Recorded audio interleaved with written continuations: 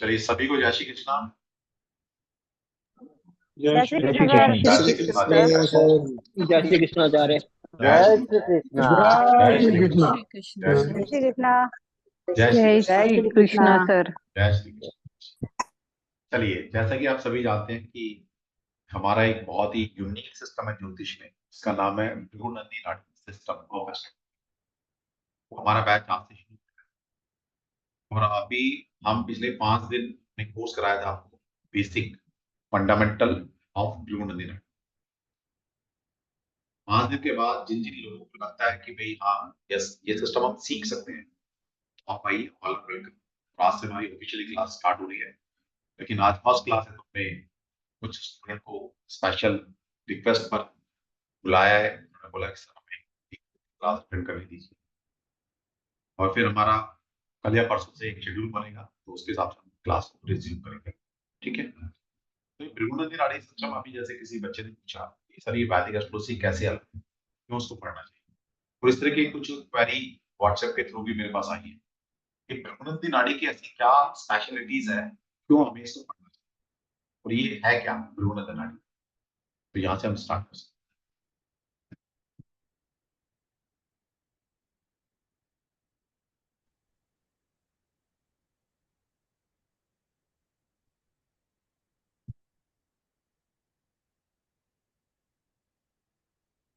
जय श्री कृष्ण सभी को।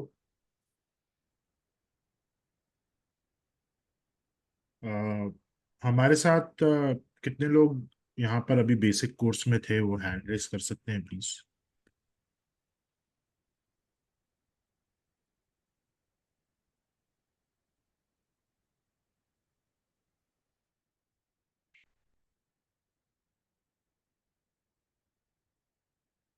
जिन्होंने अभी बेसिक कोर्स कर लिया है भृगु नंदी नाड़ी का।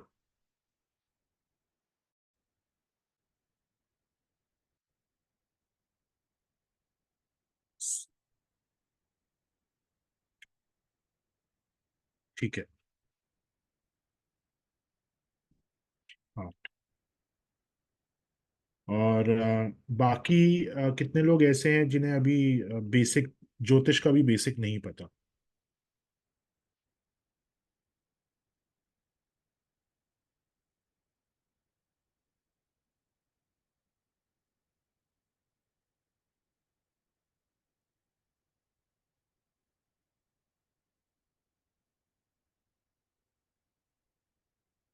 ठीक है।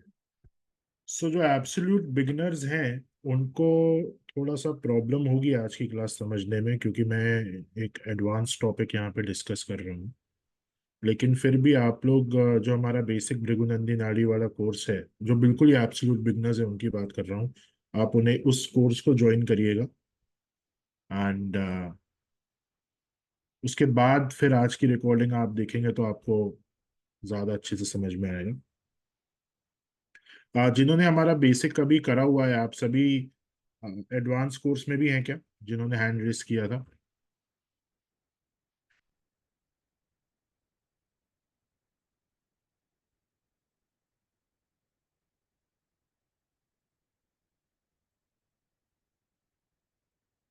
ये गायत्री जी आप हैं, राकेश जी आप हैं, कुसुम जी हैं, विजय जी हैं, और नीना जी हैं। ओके, आप लोग एडवांस कोर्स में हैं अभी।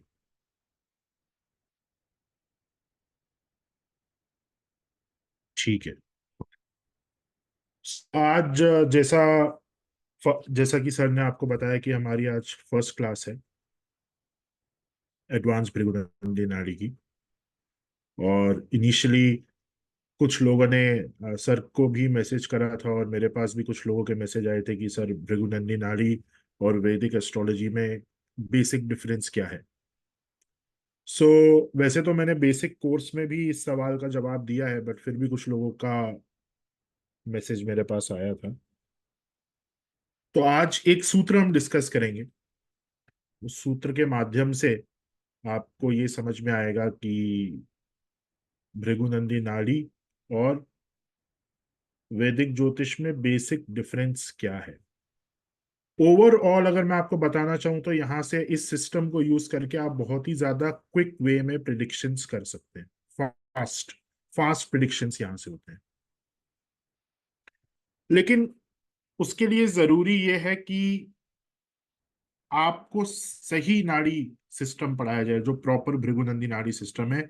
उसके सूत्र जब हम पढ़ते हैं तो हम पिन पॉइंट इवेंट्स को कर सकते हैं एक बहुत ही फास्ट तरीके से। और साथ साथ सिर्फ आप अपने बारे में नहीं, लेकिन आपके जन्म के पूर्व आपकी फैमिली की क्या स्थिति थी, आपके मदर एंड फादर के साथ क्या क्या इवेंट्स हुए थे आपके जन्म के पहले, और आपकी डेथ के बाद क्या क्या होगा, ये भी हम सारी चीजें इस सिस्टम के थ्रू जान सकते हैं। पास्ट लाइफ की जो रीडिंग्स वैदिक एस्ट्रोलॉजी में ज्यादातर करी जाती है, वहां पे भृगुनंदी नाड़ी के ही रूल्स लगते हैं। इसलिए ये सिस्टम जो है, ये आपको आपकी पास्ट लाइफ के बारे में भी जानकारी देता है। कैसे देता है वो आज मैं थोड़ा सा यहाँ पे डिस्कस करूंगा। हालांकि जो चीजें हम बेसिक कोर्स में पढ़ाते हैं, वो चीजें, उन चीजों के लिए there is no filtration of students. देखिए, ज्योतिष एक शास्त्र है, और ज्योतिष शास्त्र में आप ये विद्या, आप ये नॉलेज किस व्यक्ति को दे रहे हैं, वो इस नॉलेज के लिए एलिजिबल भी है या नहीं, ये चीज देखनी ज्योतिष में बहुत जरूरी है। क्योंकि ये बाकी मोडेलिटीज की तरह नहीं है, जैसे कि टैरो हो गया, हीलिंग हो गई, जहां पे आप किसी को भी कुछ भी बता सकते हैं, कोई फर्क नहीं पड़ता। यहाँ पे ये रिस्पॉन्सिबिलिटी उस व्यक्ति की भी है जो आपको नॉलेज दे रहा है, कि वो एक सही पात्र को नॉलेज ट्रांसफर करे, स्पेशली जो एडवांस सूत्राज हैं। और चलिए, अगर हमसे गलती भी हो जाती है, लेट्स से कि हमने एक ओपन कोर्स करा हुआ है, आप फीस पे करिए और आप क्लास में बैठ जाइए, ये हमारा एक सिंपल सा नियम है ना। तो इसमें हमसे गलती भी हो सकती है, क्योंकि हमारा जो डिटर्मिनेशन है, हमारा जो एक फिल्ट्रेशन प्रोसेस है, वो यहाँ पर कुछ भी नहीं है। क्योंकि सीधा सा रूल है, आप फीस पे करो और आप कोर्स के अंदर एनरोल हो जाओ। तो इसमें कुछ ऐसे भी लोग आ सकते हैं जो एलिजिबल नहीं हो, जिन तक ये नॉलेज नहीं पहुंचनी चाहिए, परंतु ऐसा होता नहीं। क्यों? क्योंकि ज्योतिष की एडवांस क्लासेस वही व्यक्ति अटेंड कर सकता है जिसके भाग्य में ये नॉलेज लिखी हो। जिसके भाग्य में ये नॉलेज नहीं लिखी है, उस तक ये नॉलेज कैसे भी नहीं पहुंचेगी। स्पेशली नाड़ी के जो सूत्र हैं, रेमेडीज के जो सूत्र हैं, इन सब की जो नॉलेज है, वो नॉन डिजर्विंग कैंडिडेट तक नहीं पहुंच पहुंच सकती। हो सकता है किसी के पास लेट से पैसे हों, वो फीस पे कर सकता है, लेकिन सडनली कोई ऐसा काम आ जाएगा उसको कि वो पैसे कहीं और लगाने पड़ जाएंगे, और वो व्यक्ति अटेंड नहीं कर पाएगा। जिसके भाग्य में नहीं लिखी है ये नॉलेज, उसके भाग्य तक, उस तक ये नॉलेज नहीं पहुंच सकती। ज्योतिष का बहुत ही सिंपल सा, बहुत सिंपल सा फंडामेंटल रूल है ये। हमने ये ऐसी बहुत सारी वर्कशॉप्स करी थी। जैसे हमारी दीपावली की वर्कशॉप होती है, जहाँ पे कुछ बहुत ही रेयर और सीक्रेट रिचुअल्स दीपावली के समय पे वो बताए जाते हैं। और उन वर्कशॉप्स में हमने ये चीज बार बार देखी है कि कोई ऐसा व्यक्ति होगा जिसके पास फीस पे करने के पैसे नहीं होंगे, लेकिन सडनली उसके पास कहीं से पैसे आ जाएंगे, वो वर्कशॉप में बैठ जाएगा। पिछली बार मैंने यंत्र बनाना बताया था, एक बहुत ही सीक्रेट यंत्र था वो, और उसका, उस यंत्र का जो मुहूर्त था, वो 20 ईयर्स में एक बार आया है, और वो मुहूर्त पिछले साल था। तो उस समय ऐसे ऐसे स्टूडेंट्स ने अटेंड करा, जो जिनको ना मैं जानता था ना वो हमें जानते थे, फर्स्ट टाइम वो बैठे थे। और बहुत सारे ऐसे स्टूडेंट्स हैं जिन्होंने कहा सर हम फीस नहीं पे कर पाएंगे, लेकिन कहीं से उनके पास फीस आ गई, और वो उन्होंने वो क्लास अटेंड कर ली। बहुत सारे ऐसे स्टूडेंट्स थे जो करना चाहते, उनके पास सारी चीजें अवेलेबल थी, लेकिन फिर भी कुछ ना कुछ ऐसा हो गया कि वो नहीं अटेंड कर पाए। और ज्योतिष में हमेशा ऐसा होता है, मैं अगर कोई बहुत ही सीक्रेट इंफॉर्मेशन दे रहा हूं तो वो रिकॉर्डिंग ऑन होते हुए भी वो सेशन रिकॉर्ड नहीं हो पाता। ऑडियो में कोई ना कोई प्रॉब्लम आ जाती है। पिछली बार भृगुनंदी नाड़ी का जो बैच मैंने पढ़ाया था, उसमें 3 ऐसे सेशन थे, एडवांस की बात कर रहा हूं मैं। 3 ऐसे सेशंस थे जिनको हमने रिकॉर्ड करा। मैंने यहां से रिकॉर्ड का बटन दबाया और वो रिकॉर्ड हुआ सेशन। बट आप यकीन नहीं करेंगे कि जब हम वो वीडियो अपलोड कर रहे थे तो हमने देखा कि उस सेशन के अंदर ऑडियो ही नहीं है, सिर्फ वीडियो वीडियो रिकॉर्ड हुआ। जबकि बाकी सारे सेशंस में प्रॉपर ऑडियो रिकॉर्डिंग थी। वो 3 सेशंस जहां पे मैंने बहुत ही हाई लेवल के, जो एक एडवांस प्रैक्टिशनर जिन सूत्रों को यूज करते हैं, जो गहरा ज्ञान है वो मैंने दिया, वो रिकॉर्ड ही नहीं हुआ। तो जो लोग लाइव थे उस समय उन तक वो नॉलेज पहुंच गई, लेकिन जो रिकॉर्डिंग के भरोसे थे वो बैठे ही रहे, उन तक वो नॉलेज नहीं पहुंची। दूसरा ये कि कोई भी सेशन हम रिपीट नहीं कर सकते हैं ज्योतिष में, ये नियम है। जैसे एडवांस कोर्स, बेसिक कोर्स में जो टॉपिक्स मैंने पढ़ा दिए हैं अब वो पढ़ा दिए हैं इस साल के लिए। नाड़ी जनरली हम साल में या 2 साल में एक बार लॉन्च करते हैं। सो बेसिक कोर्स में जो सूत्र मैंने पढ़ाए हैं अब वो पढ़ा दिए गए हैं, अब उनको वापस से मैं रिपीट नहीं करूंगा। ऐसे ही एडवांस में जो सूत्र में पढ़ाऊंगा उन्हें वापस से रिपीट नहीं करा जाएगा।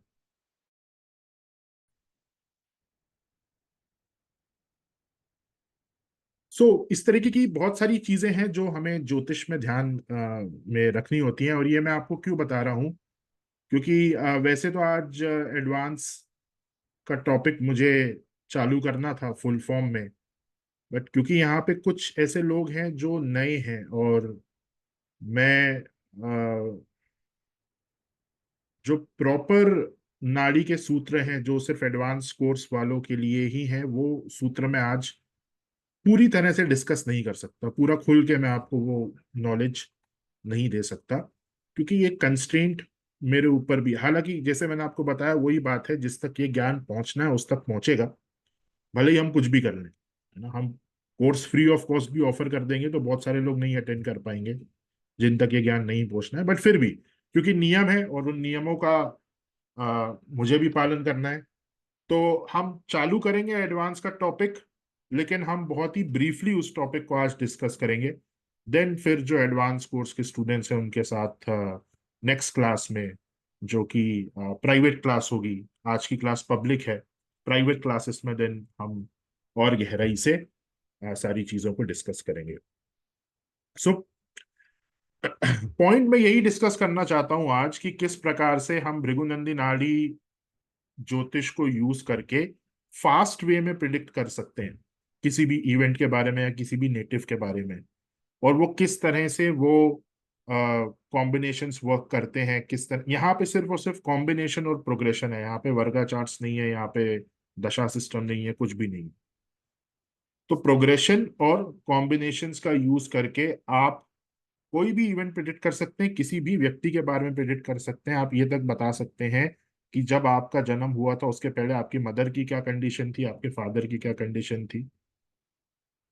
और एक लेवल पे पहुंचने के बाद जब आप ज्योतिष को और गहराई से समझेंगे तो यही सूत्र आपको ये बताएंगे कि आपके जन्म का कारण क्या है, आपका जन्म हुआ क्यों, आपको जिस भी ईयर में, जिस भी मंथ में आपका जन्म हुआ उसी समय आपको इस दुनिया में क्यों भेजा गया, उसका कारण भी इन्हीं सूत्रों से हमें समझ में आता है।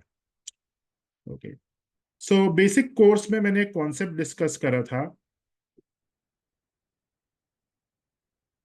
व्हाइट बोर्ड में ओपन कर लेता हूँ यहाँ पे।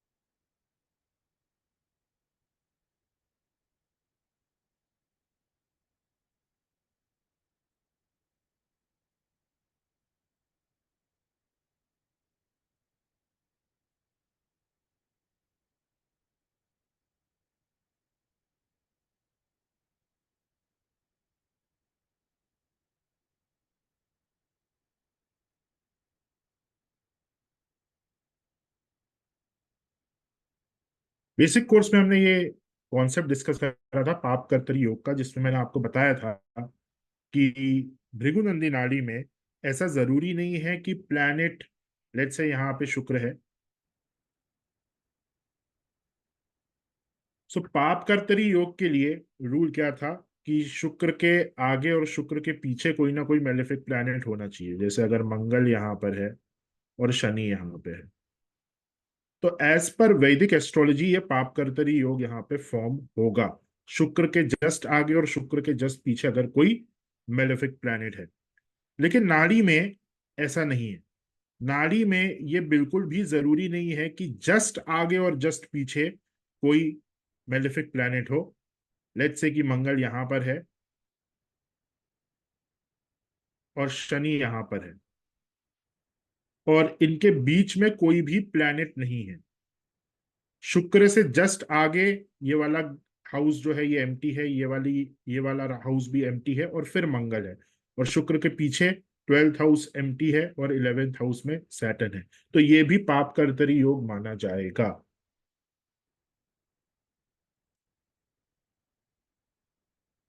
भृगुनंदी नाड़ी के अंदर इसे भी हम पाप कर्तरी योग ही मानेंगे।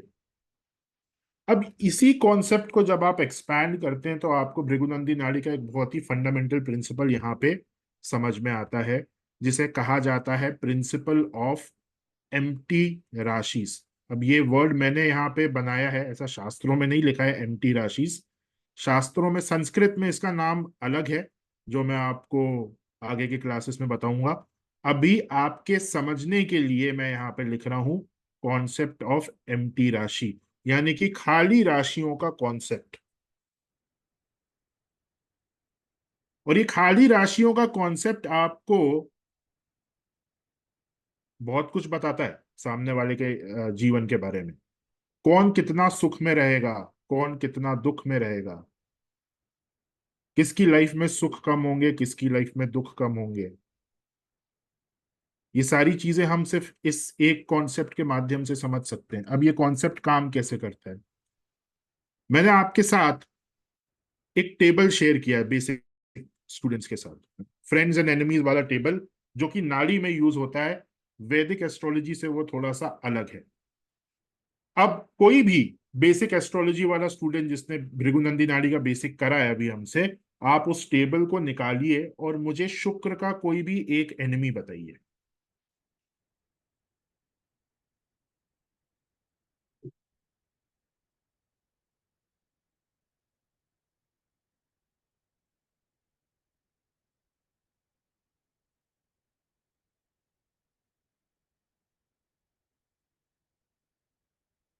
सन, करेक्ट। चलिए, अब मैंने यहां पे सन लिख दिया। शुक्र का एक एनिमी है सन, करेक्ट। तो जब इस व्यक्ति का जन्म हुआ तो यहां पे क्या हुआ, शुक्र जो है वो पीड़ित हो गया, क्योंकि सन के साथ कंजंक्ट है। वीनस और सन का रिलेशन कैसा है, enemy. Venus plus sun is negative. तो यहां पे शुक्र पीड़ित हो गया। तो ये शुक्र का जो पीड़ित प्रभाव है, ये कब ब्रेक होगा, जब शुक्र के आगे वाले हाउसेस में कोई ना कोई शुक्र का फ्रेंड हमें मिलेगा। अगर शुक्र के आगे वाले हाउसेस में कोई भी फ्रेंड शुक्र का नहीं है, तो ये जो प्रभाव है सन और वीनस का, ये उस व्यक्ति की जिंदगी में बरकरार रहेगा।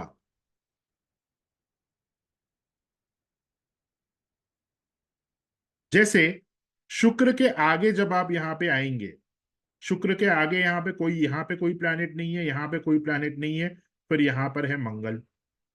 मंगल और शुक्र का रिलेशन कैसा है बताइए।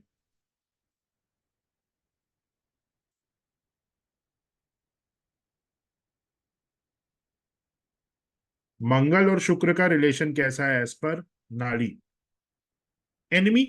ये दोनों एक दूसरे के दुश्मन है। यानी कि यहां पर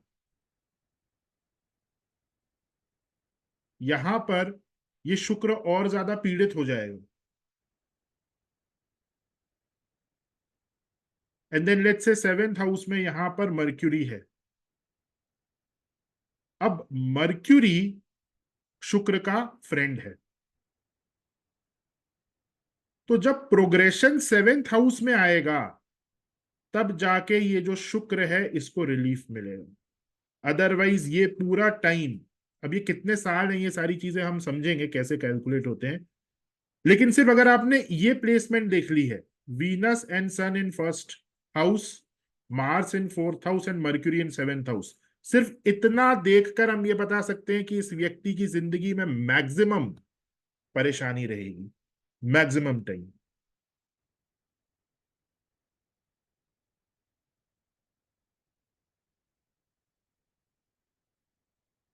और ये परेशानी कब कब बढ़ेगी, जब जब ये शुक्र और सूर्य का योग एक्टिवेट होगा, यानी कि फर्स्ट ईयर इस व्यक्ति की जिंदगी में will be very very negative. 4th year will be very very negative. 7वें साल में there will be some relief. तो आपने देखा है जब ऋषि प्रिडिक्ट करते हैं तो वो उनका प्रिडिक्शन इस तरीके से होता है कि पहला साल, बर्थ के जस्ट बाद का जो पहला साल है, it will be very very negative. चौथे साल में इसकी हेल्थ प्रॉब्लम्स और ज्यादा बढ़ जाएंगी। चौथे से 7वें वर्ष के बीच में हेल्थ प्रॉब्लम्स बढ़ी रहेंगी। 7वें साल में जाकर कुछ रिलीफ मिलेगा। तो वो प्रिडिक्शन इसी कॉन्सेप्ट के बेसिस पे निकाले जाते हैं। सो कॉन्सेप्ट क्या है कि कोई भी मेलेफिक योग अगर आपके हॉरोस्कोप में बना है और उसके आगे एम्प्टी राशिज हैं, यानी कि खाली भाव हैं, तो उस मेलेफिक योग का प्रभाव आपकी जिंदगी में मैक्सिमम टाइम तक रहने वाला है, जब तक कि कोई ना कोई बेनिफिक प्लैनेट उस योग को ब्रेक ना कर दे।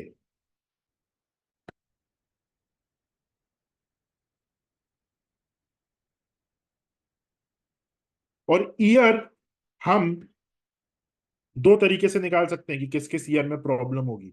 एक तो मैंने आपको ये बताया कि first year is first house, second year is second house, third year is third house. एक ये कॉन्सेप्ट है। एंड सेकेंड कॉन्सेप्ट जो कि ज्यादा एक्यूरेट कॉन्सेप्ट है, दैट इज प्रोग्रेशन, जुपिटर का प्रोग्रेशन।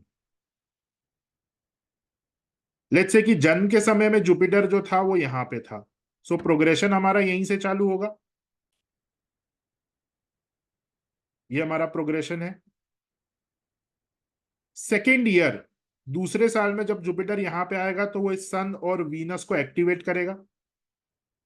यहां से इस व्यक्ति की जिंदगी में प्रॉब्लम्स चालू हो जाएंगी। देन थर्ड ईयर में जुपिटर यहां आएगा, यहां पे कोई भी प्लैनेट नहीं है तो कोई रिलीफ नहीं। फोर्थ ईयर में जुपिटर यहां आएगा, यहां पे कोई प्लैनेट नहीं है, कोई रिलीफ नहीं। फिफ्थ ईयर में जुपिटर यहां आएगा, यहां पे मंगल है। इस पर्टिकुलर योग को और ज्यादा बढ़ा देगा वो, शुक्र और ज्यादा खराब होना चालू हो जाएगा। सिक्स्थ ईयर में यहां पर आएगा, तो अब यहां पे बेसिक डिफरेंस समझिए। जब जुपिटर फर्स्ट सेकेंड ईयर में शुक्र और सूर्य को एक्टिवेट कर रहा है, तो जो नेगेटिव रिजल्ट है वो मंगल तक आए। मंगल ने उस नेगेटिव रिजल्ट को और ज्यादा बढ़ा दिया। तो अब ये जो साल है ना, छठवां साल, सातवां साल और आठवां साल, इसमें नेगेटिव रिजल्ट ज्यादा मिलेगा। क्यों? क्योंकि यहां तक, मैं इसको दूसरे कलर से मार्क करता हूं, ये यहां तक जो है वो फर्स्ट गियर है नेगेटिव रिजल्ट्स का, ठीक है, फर्स्ट गियर। लेकिन यहां पे मंगल ने इसको और खराब कर दिया, तो अब यहां से लेके यहां तक जो है ये बहुत ज्यादा सेकेंड गियर में आ गई है गाड़ी, यानी कि ज्यादा नेगेटिव रिजल्ट्स हो गए। देन फाइनली फिर यहां पे जब ये बुध के साथ आकर मिलेगा, देन इस व्यक्ति को रिलीफ प्राप्त होगा। कितना रिलीफ प्राप्त होगा वो डिपेंड करता है कि यहाँ पे कौन कौन से योग बन रहे हैं, सारी चीजें हम देखेंगे आगे जाके। बट बेसिक कॉन्सेप्ट आपको एम्प्टी राशिज का यहाँ पे समझना है। इन सालों में क्या हुआ, इन सालों में सिर्फ शुक्र और सूर्य का खराब रिजल्ट है। अब इन सालों में क्या हो गया, यहाँ पे शुक्र, सूर्य और मंगल का भी खराब रिजल्ट आ गया। तो आपको याद होगा लास्ट सेशन में, बेसिक कोर्स के लास्ट सेशन में, मैंने आपको एक स्नान बेस्ड रेमेडी बताई थी कि आपको स्नान कैसे करना है। वो उसका उसको इम्प्लीमेंट करने का तरीका मैं आपको बताऊंगा, लेकिन वो स्नान जो है, वो रेमेडी जो है, वो इन 3 सालों में करनी बहुत जरूरी है अगर ये व्यक्ति स्वस्थ रहना चाहता है तो। यहां पर हम फिर भी उसको वो रेमेडी नहीं सजेस्ट करेंगे कि भाई आप मत करिए यहाँ पे, बट यहाँ पे ये बहुत ही खराब पीरियड है। अब मान लीजिए कि आप किसी की वाइफ के बारे में डिस्कस कर रहे हैं, है ना, तो इस पीरियड में वाइफ जो है वो अनहैप्पी रहेगी। भाई जुपिटर का फर्स्ट मेजर साइकिल 12 साल यहां पे चलेगा, सेकंड मेजर साइकिल 12 साल का यहां चलेगा। तो इस पीरियड में शादी हो सकती है और होगी भी। तो ये वाला जो पीरियड रहेगा, ये सेकंड मेजर साइकिल यहां पे चालू हो गई, this is second major cycle. Okay, इस पीरियड में इस व्यक्ति की जो भी गर्लफ्रेंड, पहले गर्लफ्रेंड रहेगी 13-14 साल की उम्र में, तो वाइफ बनेगी नहीं, वो बहुत ज्यादा अनहैप्पी रहेगी, वीनस। लेकिन जब ये मार्स के साथ आएगा, जब जुपिटर यहां आ जाएगा, तो ये व्यक्ति अपनी वाइफ के साथ या अपनी गर्लफ्रेंड के साथ फिजिकल अब्यूज कर सकता है।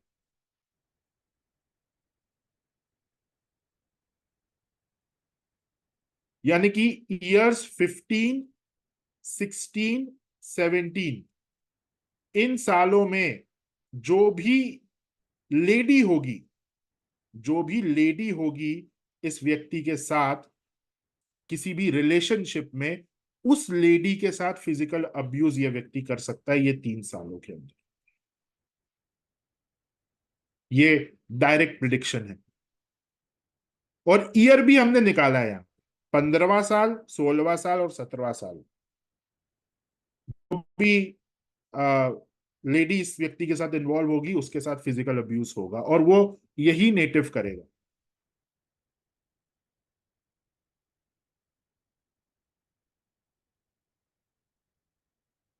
तो ये ईयर्स आपने देखा किस प्रकार से निकाले जाते हैं, और ऐसे प्रिडिक्शंस जो हैं हम किस प्रकार से करते हैं, ये नाड़ी के सूत्र है।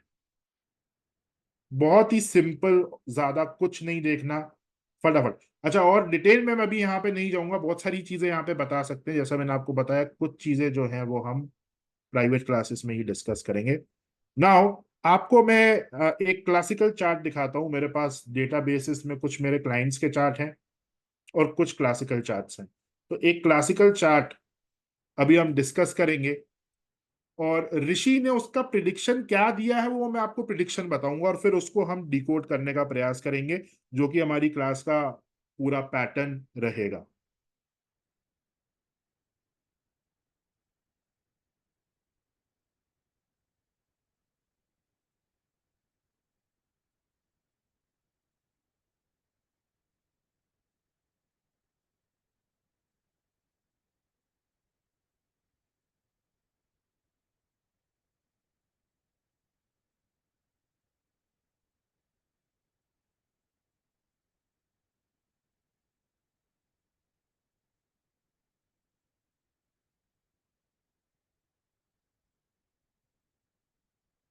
जी नीना जी, कोई क्वेश्चन है आपका? सर जैसे ये हमने मेल चार्ट लिया उस पे ये सूत्र लगाए, अगर ये फीमेल होती बाई चांस और उसको, तो फिर हम ये तो भी मेल वही के, सफर करती, बिकॉज शुक्र जो है दैट इज अ फीमेल जीवकार का। तो भी वही सफर करती, मतलब ये फीमेल तब भी वो ज्यादा सफर करती फीमेल, अगर फीमेल चार्ट होता तो वो फीमेल और ज्यादा उसके ऊपर वो एप्लीकेबल होता।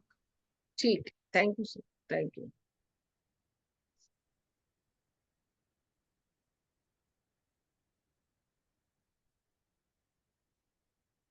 सो यहाँ पर एक चार्ट है आपके पास, आपके सामने, और ये क्लासिकल चार्ट है। जिस पर ऋषियों ने प्रिडिक्शन दिया है, ये वो चार्ट यहाँ पे साउथ इंडियन और नॉर्थ इंडियन फॉर्मेट में बनाया गया है। ऐसे ही मेरे क्लाइंट्स के भी चार्ट मैंने इस फॉर्मेट में तैयार करे हैं, तो उन पर भी हम क्लास के अंदर बात करेंगे। लेकिन ये एक चार्ट है, और इस चार्ट का जो प्रिडिक्शन है, वो प्रिडिक्शन मैं आपको रीड करके बता रहा हूँ। देन हम इस प्रिडिक्शन को डिकोड करने का प्रयास करेंगे। ओके।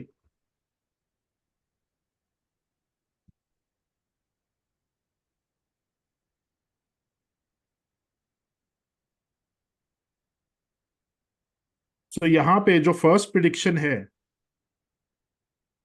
वो बहुत ही इंटरेस्टिंग प्रिडिक्शन है। और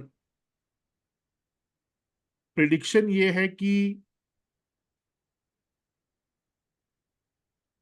इस व्यक्ति का जो अच्छा समय है वो चालू होगा जब ये व्यक्ति 20-21 साल का होगा। Good days will start when the native is between 20 to 21 years of age।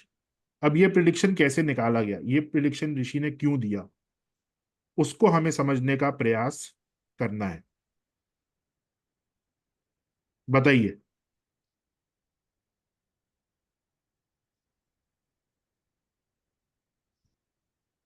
20 to 21 years ये जो एज होगी, this will be very very good. 24 to 26 years will be very very bad.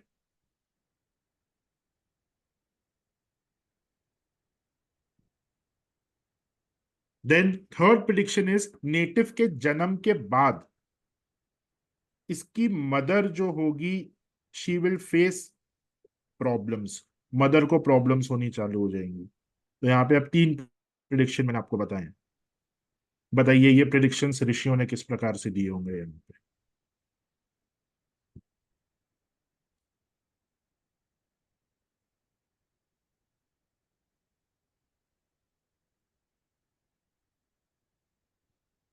चित्र ले तो मैंने रूप से।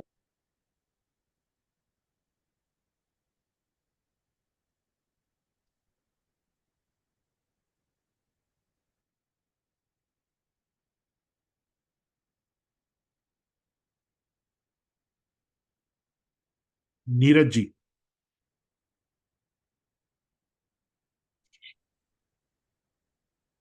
नमस्कार सर। जी नमस्कार।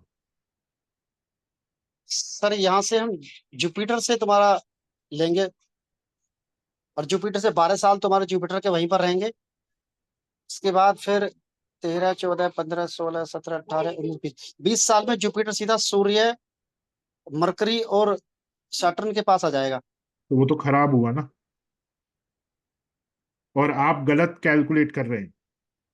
देखिए 12 साल जो हैं जुपिटर के, वो 12 साल यहीं पे, 12 साल फर्स्ट हाउस में रहेंगे, है ना। 1 2 जी 3 4 5 6 7 8 9 10 11 12, है ना। जी 13वां जी साल जो है वो सेकेंड हाउस में आ जाएगा जुपिटर। जी जी हाँ हाँ ये शिफ्ट होगा। जी तो 13th ईयर यहाँ पर है, मतलब कि 21वां साल कहाँ पे होगा, यहाँ पे शुक्र के साथ। हाँ। तो फिर तो 2, 6, 10 राहु के कॉम्बिनेशन में आ जाएगा। शुक्र के यहाँ पे जुपिटर होगा शुक्र के साथ। जी जी जी तो जुपिटर जब 21वें साल में यहां पर होगा, तो 2 6 और 10 से राहु और शुक्र का कॉम्बिनेशन बनेगा, जो लाइफ में लग्जरीज को इंक्रीज करेगा, जी जी जी लाइफ में कंफर्ट को इंक्रीज करेगा, जी स्त्री सुख भी प्राप्त होगा। जी ये एक रीजन है कि यहाँ पे ये कहा गया कि 21वें साल में इस व्यक्ति की लाइफ में अच्छा पीरियड आएगा। 20 to 21 क्यों बोला गया है, क्योंकि बाय डिग्री डिग्री वाइज ऐसा हो सकता है कि एक राशि आगे पीछे हो जाए, तो उसको प्रोग्रेशन कैलकुलेटर से, जो एक सॉफ्टवेयर हम सभी को फ्री ऑफ कॉस्ट दे रहे हैं यहाँ पे, जिसमें आप इनपुट डालिए और प्रोग्रेशन अपने आप जुपिटर का निकल के आ जाएगा, आपको मैन्युअली कैलकुलेट करने की आवश्यकता नहीं पड़ेगी। तो आपकी और ज्यादा एक्यूरेसी वहां पर आ जाएगी। सो 21st ईयर में, क्योंकि शुक्र के कंफर्ट को राहु इंक्रीज करेगा, ये 2 6 10 से कनेक्टेड है, दैट इज वाई ऋषियों ने यहाँ पे ये कहा है कि इस व्यक्ति की जिंदगी में कंफर्ट, सुख यहां पर ज्यादा बढ़ेंगे। अब यहां पे एक प्रिडिक्शन मैंने आपको बताया कि इसकी इनकी मदर जो होंगी इनके जन्म के बाद, मदर का जो मदर की जो लाइफ है उसमें कोई ना कोई प्रॉब्लम आएंगी। वो क्यों यहां पे बोला गया है? बिकॉज आप यहाँ पे देखिए कि ये जन्म का चार्ट है। जब इस व्यक्ति का जन्म हुआ तो ये चार्ट बना। अब चंद्रमा के पीछे कोई भी प्लैनेट नहीं है।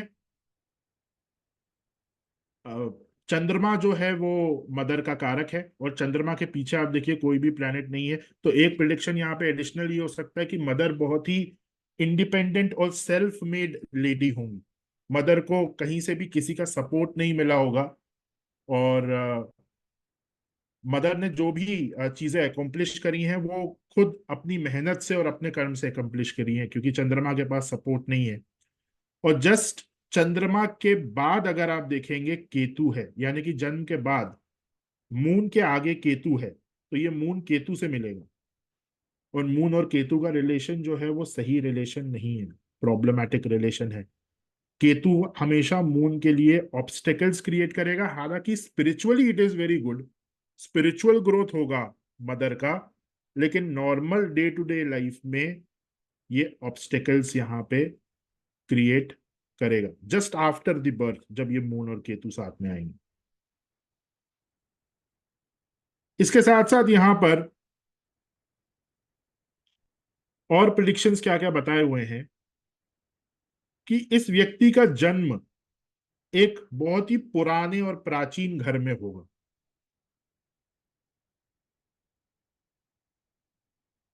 जब यह व्यक्ति 48 ईयर्स का होगा तो ये अपने खुद की प्रॉपर्टी लेगा। प्रॉपर्टी जस्ट लेने के बाद इनकम इस व्यक्ति की बहुत ज्यादा कम हो जाएगी और लाइफ में डिफिकल्टीज बढ़ जाएंगी। प्रॉपर्टी इस व्यक्ति को सूट नहीं करेगी। 55 to 57 ईयर्स के बीच में काफी ज्यादा रिलीजियस सेरेमनीज ये व्यक्ति परफॉर्म करेगा।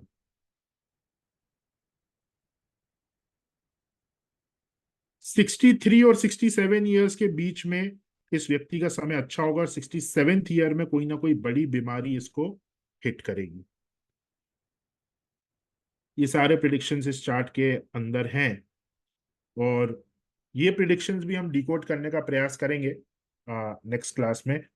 और ऐसे बहुत सारे चार्ट्स हैं जो हमने क्लासिकल टेक्स्ट से लिए हैं, उनके प्रिडिक्शंस लिए हैं। और कुछ चार्ट्स ऐसे हैं जो कि क्लाइंट्स के हैं, जिनका नाम और उनकी date of birth privacy maintain करने के लिए मैंने रिमूव कर दिया है।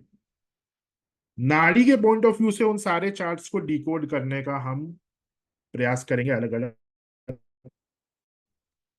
लगाकर। ओके, सो आज क्योंकि एक पब्लिक क्लास है तो मैं बहुत ज्यादा डिटेल में नहीं जाऊंगा, बट एक बेसिक आइडिया मुझे आपको देना था कि नाड़ी सिस्टम कैसे काम करता है। जैसे बहुत सारे लोगों के मैसेज भी आए थे, तो आई होप आप सभी को आ गया होगा कि नाड़ी सिस्टम किस प्रकार से काम करता है।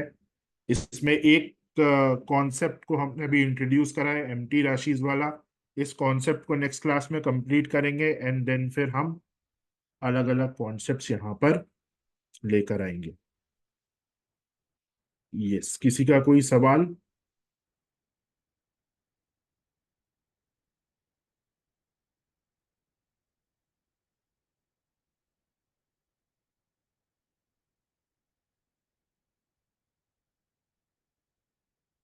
आईफोन, ओके, एक चैट में भी क्वेश्चन आया है। सर जो रेमेडीज आपने बताई थी वो एग्जैक्टली कब करनी है? वो मैं आपको बता दूंगा कि वो एग्जैक्टली कब करनी है। आपको उसमें प्रोग्रेशन से एक करेंगे क्लास के अंदर, तो प्रोग्रेशन से एक डेट हम निकालेंगे based upon minor Jupiter. Jupiter की जो माइनर साइकिल होगी उससे हम एक डेट निकालेंगे, और उसी डेट वाले दिन आपको वो रेमेडी करनी है। उसका मुहूर्त दिन में, उसका मुहूर्त कैसे निकाला जाता है रेमेडी करने, ऐसा नहीं कि कभी भी कर ली। वो दिन का मुहूर्त भी मैं आपको कैलकुलेट करना बता दूंगा कि वो मुहूर्त आपको कैसे निकालना है। सो वो एक क्लास में हम वो डिस्कस करेंगे, है ना, आप निश्चिंत रहिए। जी सक्षम की है रेट्रोग्रेड होगा जुपिटर एंड हाँ, रेट्रोग्रेड होगा तो फिर प्रोग्रेशन कैसे कैलकुलेट होगा? तो यहाँ पे नाड़ी का रूल है कि जब भी जुपिटर रेट्रोग्रेड होगा तो आपको एक हाउस पहले से उसका प्रोग्रेशन लेना है। ओके ये इसके हैं दो तीन रूल, जैसे जुपिटर और सैटर्न साथ में है, अलग से हम एक क्लास में ये सारे रूल्स ही डिस्कस करेंगे।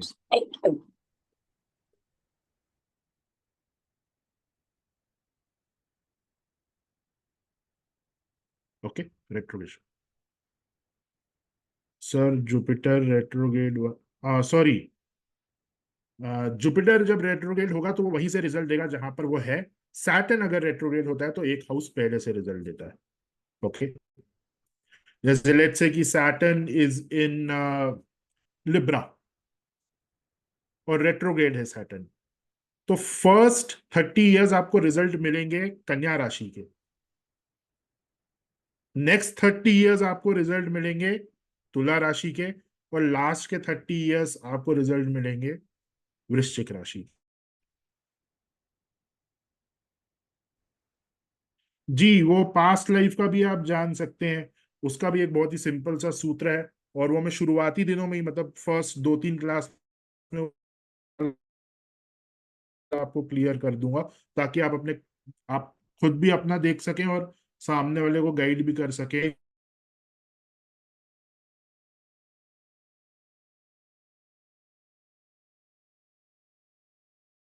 में। तो वो सूत्र मैं आपको बता दूंगा, वो सिंपल है, उसमें बहुत ज्यादा ऐसे कैलकुलेशंस नहीं है।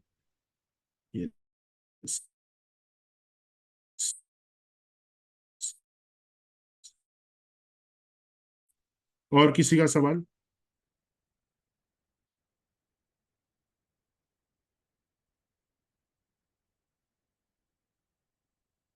नीना जी, नीना नीना गैलेक्सी टैब अभी A7। हमारी कल क्लास हाँ होगी जी, हमारे हाँ मीना सर? जी, जी क्वेश्चन क्या है आपका मैम? कल क्लास होगी हमारी? ग्रुप में आ जाएगा मैम। अच्छा, मैसेज आ जाए, ठीक है। आईफोन।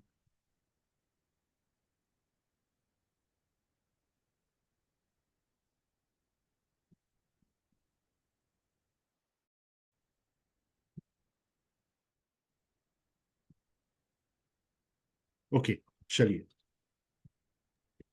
तो आई होप सभी के डाउट्स, नाड़ी सिस्टम कैसे काम करता है, वैदिक एस्ट्रोलॉजी से कैसे डिफरेंट है, वो क्लियर हो गया होगा, जो हमारा आज के सेशन का one of the main motives था।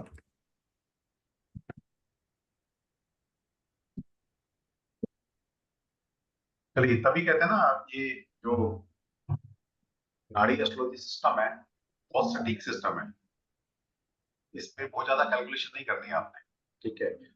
जितनी मेहनत करनी थी ऋषियों ने कर चुके हैं, और उसके बाद जो मेहनत करनी थी वो सक्षम कर चुका है। अब आपको पकी पकाई खीर मिलने वाली है। जो ऋषियों ने जिन योगों को डिकोड फॉर्म में रखा था, उसको डिकोड कर लिया गया है, और वो डिकोडेड फॉर्म आपको एज इट इज मिलने वाला है। यहाँ पर आपको हमारी तरफ से बड़े सारे टूल मिलने वाले हैं, जिसको पढ़कर, जिसको समझकर आप सीधा प्रेडिक्शन कर सकते हैं। और यही भृगुनंदिनी नाड़ी सिस्टम की एक यूएसपी है। यहाँ पर प्रिडिक्ट करना, एक चार्ट में आप बहुत सारे इवेंट को प्रिडिक्ट कर सकते हैं, सिर्फ चार्ट को। ठीक है, मैं एक बार सलाह दिखा देता सर, किसी का मैसेज आया कि सर वो कैलकुलेटर आप एक बार दिखा दीजिए जो आप बोल रहे थे। ठीक है, हूँ। तो देखिए, एक एक्सेल बेस्ड सॉफ्टवेयर हमने बनाया है। पहले हम अपने लिए इसको यूज कर रहे थे, बट इस बार ये डिसाइड करा गया है कि इस बैच के लिए वो हम फ्री ऑफ कॉस्ट आप सभी को दे देंगे। वो मैं अभी आपको दिखा देता हूँ। ठीक है सर। तो ये हमारा जो कोर्स रहेगा 35 डेज का कम से कम कोर्स है, तो 2-3 क्लास आगे पीछे हो सकती है। तो ये हमारा आज से स्टार्ट हो गया कोर्स, तो आप इसको अभी भी ज्वाइन कर सकते हैं। हमारी ये मंडे टू फ्राइडे क्लास होंगी। तो क्लास का टाइम है, सिस्टम क्लास का टाइम क्या रखा है हमने?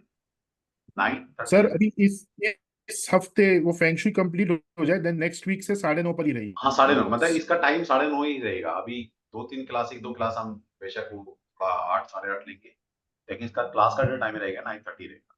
तो ये लर्न एडवांस प्रेडिक्टिव भृगुनंदी नाड़ी एस्ट्रोलॉजी सिस्टम है, जिसमें पास्ट प्रेजेंट फ्यूचर को बहुत इजीली हम डिकोड कर सकते हैं। इसकी फीस पहले हमने 30,000 प्लस 18% जीएसटी रखी थी, लेकिन इसको हमने वो कम कर दिया है 24,999 प्लस में 18% जीएसटी के साथ आप इस कोर्स को कर सकते हैं। इस कोर्स के साथ आपको एक और बेनिफिट मिलता है। एक हमारा 15 दिन का कोर्स है कश्यप नाड़ी होरा शास्त्र। ये बहुत यूनिक सिस्टम है ये भी, कि होरा का यूज करते हुए कैसे हम प्रिडिक्ट करें चीजों को। ये कोर्स हम बहुत जल्दी लॉन्च करेंगे, और इस कोर्स का जो प्राइस रहेगा वो 14,999 प्लस जीएसटी के साथ 18,000 के आसपास ही रहेगा, 17,500 के आसपास। तो इस बैच के लिए हमने एक कॉम्बो ऑफर निकाला है कि अगर आप ये भृगुनंदी नाड़ी कोर्स हमसे करते हैं तो ये दोनों कोर्स की जो फीस बनती है वो 53,000 बनती है, लेकिन हम कश्यप नाड़ी होरा शास्त्र जो भी हमारे साथ भृगुनंदी नाड़ी का कोर्स है उसको फ्री ऑफ कॉस्ट दे देगा। तो सोचिए दोनों कोर्स मिलकर 53,000 का कोर्स है, जो कि आपको 30,000 रुपए में विद ऑल टैक्सेस आप सीख सकते हैं।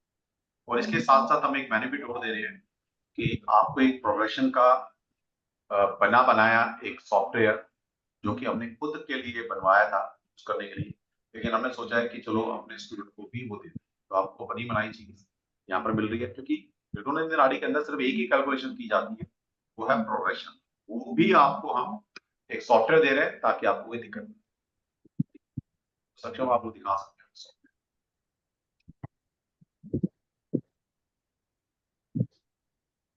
और फिर हम यही बात करेंगे, जिसकी किस्मत में होगा वही सीखेगा। पैसा टाइम डजंट मैटर। ज्योतिष हर कोई नहीं सीख सकता, वो भी भृगुनंदी नाड़ी सिस्टम जो ऋषि का बहुत प्राचीन सिस्टम है। ओके, तो देखिए ये एक हमने शीट तैयार करी थी, यहाँ पे जुपिटर प्रोग्रेशन और सैटर्न प्रोग्रेशन। तो आपको डेट ऑफ बर्थ डालना है यहाँ पे, दैट्स इट। और यहाँ पे सारे मेजर प्रोग्रेशन विथ कि आपका कितना समय फर्स्ट साइकिल में लेफ्ट है, ये सारी कैलकुलेशंस ऑटोमेटिकली डेट्स के साथ वो यहाँ पर आ जाएंगी। ओके, तो इन्हीं डेट्स के ऊपर वो रेमेडी करनी है। जो अभी कोई पूछ रहा था ना सर वो डेट कैसे निकलेगी, तो वो डेट आपको ये सॉफ्टवेयर बता के देगा। अब इस डेट में जो मुहूर्त निकालना है रेमेडी के लिए वो मैं आपको बताऊंगा, है ना। इस डेट हमें यहाँ पे सॉफ्टवेयर से लेनी है, और फिर हमको एक मुहूर्त कैलकुलेट करना है। उसका कैलकुलेशन मैं आपको सिखाऊंगा, उसमें एक क्लास का समय लगेगा।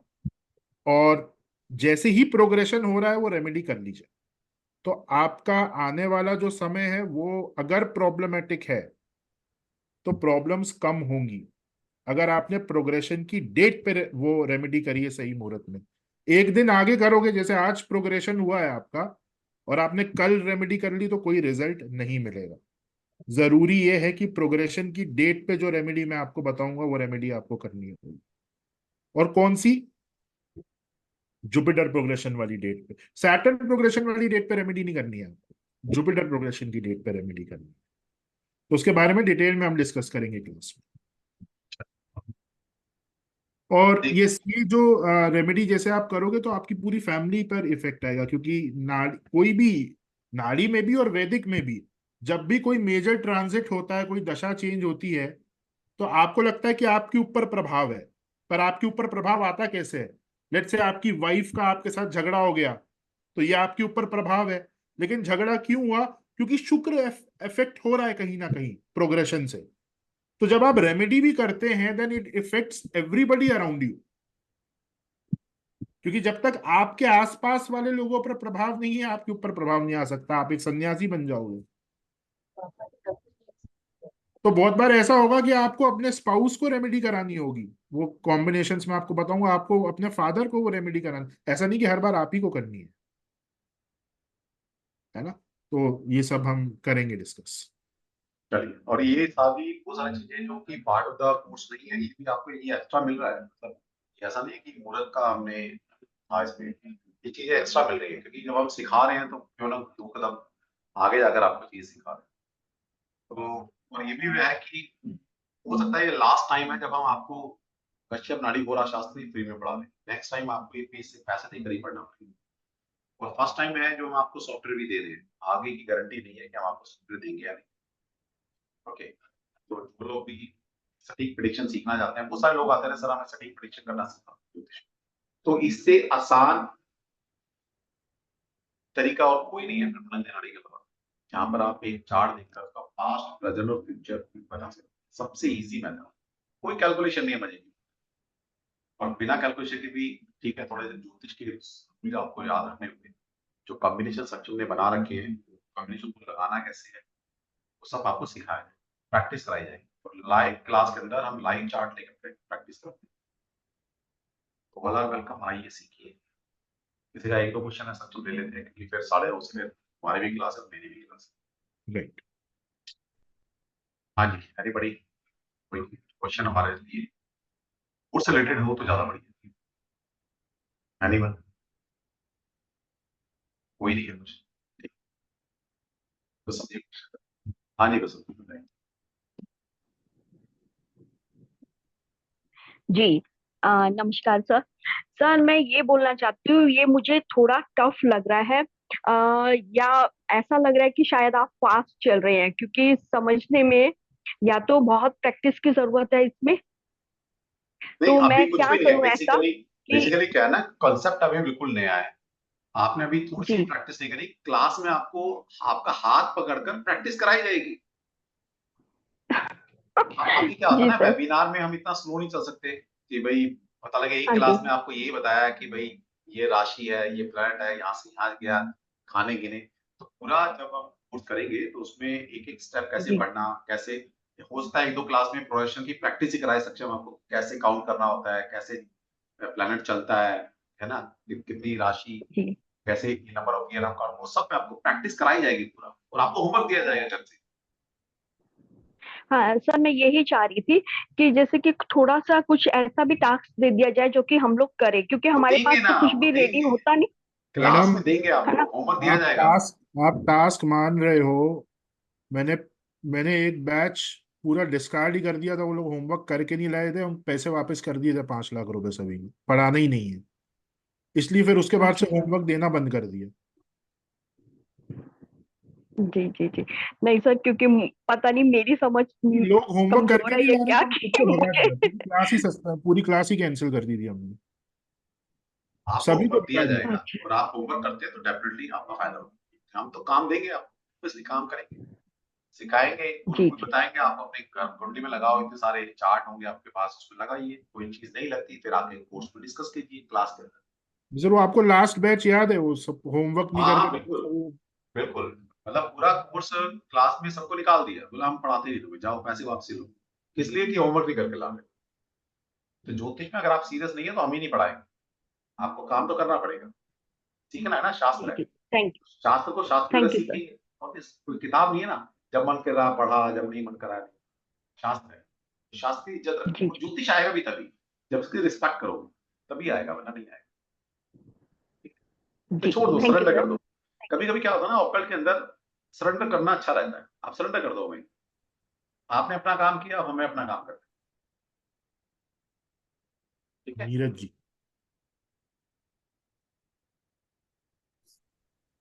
Hello sir. हाँ नीरज, नमस्कार सर। नमस्कार नीरज। नमस्कार नमस्कार। सर मैं ये पूछना चाहता हूँ, इसमें जो आरजी राव के जो 500 चार्ट हैं, क्या उसका भी बारे में कुछ किया जाएगा सर, उसके बारे में? ले लेंगे सर, बहुत सारे चार्ट है हमारे पास डेटाबेस में, करीब 10,000 से ज्यादा चार्ट हैं, अलग अलग सोर्सेज से वो चार्ट लिए हुए हैं, सारी चीजें उसमें कवर हो जाएंगी। ऐसा कोई भी चार्ट नहीं है जो हमारे पास डेटाबेस में ना हो, तो वो आप निश्चिंत रहिए। मैं बाइफरकेट नहीं किया हुआ है, हमारे पास पूरे डेटाबेसेस में हमने अलग अलग कैटेगरी वाइज चार्ट्स रखे हुए हैं। जैसे मैरिज के चार्ट्स हैं, उसमें हमारे क्लाइंट्स के चार्ट हैं, कुछ क्लासिकल टेक्स्ट के चार्ट हैं, कुछ ऐसे चार्ट्स हैं जो ऋषियों ने संहिता ग्रंथों में लिखे हुए हैं, एंड इवन कुछ मॉडर्न ऑथर्स के चार्ट्स हमने वहाँ पे लिए हुए हैं। तो हमने लाइफ के एरिया वाइज उसको बाइफरकेट करा हुआ है, हमने किसी बुक के बेसिस पे उसे बाइफरकेट नहीं करा। ओके। ठीक है नीरज, ठीक है सर, थैंक यू सर। चलिए जी, फिर ठीक है, मिलते हैं फिर कल क्लास में, और आप सभी के साथ कल फिर दोबारा से एक बार बैंक डिटेल या ये सब चीज शेयर कर देंगे। अगर आपने रजिस्ट्रेशन नहीं कराया, और हमने तो अभी आपको ये भी ऑफर दिया है कि कोर्स हाई वैल्यू का है, तो आप इसको 2 बार में भी पेमेंट कर सकते हैं, और आप क्रेडिट कार्ड के थ्रू भी पेमेंट कर सकते हैं। जो लोग क्रेडिट कार्ड के थ्रू पेमेंट करना चाहते हैं वो भी कर सकते हैं आप। और कोई स्टूडेंट कहते हैं क्योंकि हाई वैल्यू का कोर्स है, सब बच्चे अपने ही हैं, कहीं ना कहीं जुड़े हैं आप सभी हमसे किसी ना किसी कोर्स में, तो आप 2 बार में पेमेंट कर सकते हैं। ठीक है, तो मतलब कहने का मतलब है कि अगर आप सीखने के इच्छुक हैं तो हमारी तरफ से कुछ इस कोर्स में लिबर्टी दी जा रही है कि भाई चलो आप सीख लो, क्योंकि हम चाहते हैं कि आप लोग ज्योतिष की तरफ आए, सीखें, और एक अच्छे कंसल्टेंट बनकर निकले और दुनिया की हेल्प करें। ये मोटिव है, और हम चाहते हैं कि ये जो विद्या है, रिसर्च है, ऋषियों के द्वारा जो मेहनत की गई है, सक्षम ने इन्होंने नाड़ी के ऊपर स्पेशल काम किया, स्पेशल काम किया, इसमें बहुत मेहनत की है। तो जो इतनी सारी मेहनत है और डिकोड की है शास्त्रों में, जो लोग कहते हैं, चाहते हैं कि वो किसी सच्चे पात्र के हाथ में जाए। सच्चा पात्र कौन है? सभी को जय श्री कृष्णा, फिर मिलते हैं कल क्लास में। सभी को जय श्री कृष्ण। सभी को जय श्री कृष्णा, मैं सभी को लाभ कर रहा हूँ। आज का एनर्जी जय श्री कृष्णा, वो जरूरी होता है एनर्जी, ध्यान रखो। जय श्री कृष्ण। जय श्री जय कृष्णा, श्री कृष्ण, जय जय श्री श्री कृष्ण। कृष्ण। जय श्री जय कृष्णा, श्री कृष्ण। जय श्री कृष्णा। जय श्री